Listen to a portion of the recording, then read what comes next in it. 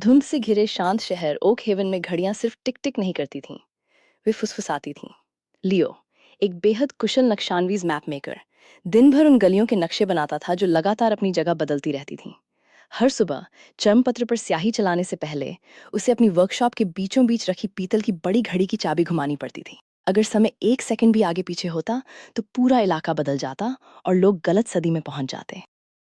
एक ठंडी सुबह चांदी की जेब घड़ी लिए एक रहस्यमयी महिला उसकी दुकान में आई।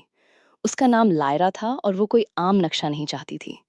वो एक ऐसी जगह का रास्ता चाहती थी जो मौजूद ही नहीं थी। लायरा ने बताया कि वो एक टाइम कीपर है और टिक्स टिक्स नाम के खतरनाक समय शिकारी उसका पीछा कर रहे हैं। टिक्स ने ओक हेवन की लाइब्रेरी में होने वाली एक ऐतिहासिक आग की घटना पर अपने शिकारी तैनात कर रखे थे। वे इतिहास को बदलना चाहते थे।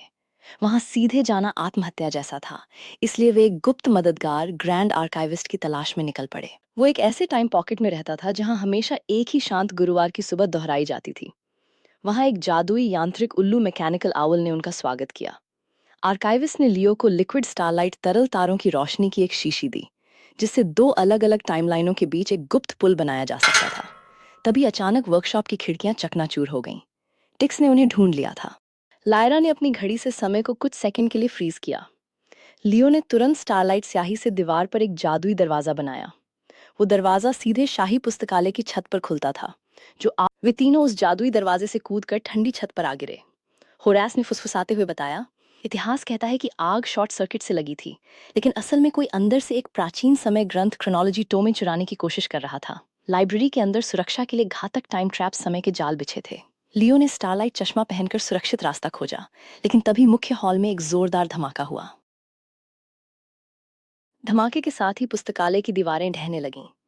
लियो ने मलबे के बीच से देखा तो उसके होश उड़ गए। चोर कोई और नहीं, बल्कि उसका अपना ही पुराना गुरु प्रोफेसर एल्बर्ट था, जिसे सालों पहले लापता मान लिया गया था। एल्बर्ट इतिहास को बदलकर अपनी एक खोई हुई चीज वापस पाना चाहता था। लियो, तुम नहीं समझोगे। मुझे समय को ठीक करना ही होगा। अल्बर्ट चिल्लाया। तभी होरेस ने हवा में गोता लगाया और अल्बर्ट के हाथ से वो जलता हुआ ग्रंथ छीन लिया। आग पूरे पुस्तकालय को अपनी चपेट में ले चुकी थी। लियो ने अपनी बची हुई आखिरी स्टारलाइट स्याही से फर्श पर अपनी वर्कशॉप का एक बड़ा पोर्टल खींचा और वे चारों एक साथ उसमें कूद गए। जब लियो की आंखें खुलीं, तो वो अपनी वर्कशॉप के फर्श पर सुरक्षित था। बाहर सुबह की धूप खिड़की से अंदर आ रही थी और समय का तूफान थम चुका था। अल्बर्ट को समय की जेल में भेज दिया गया। अब लियो सिर्फ रास्तों के नक्शे नहीं बनाता था, वो लायरा और होरेस के साथ मिलकर समय के छिपे रास्तों का नक्शा तैयार करता था, ताकि वक्त की रफ्तार कभी न थमे।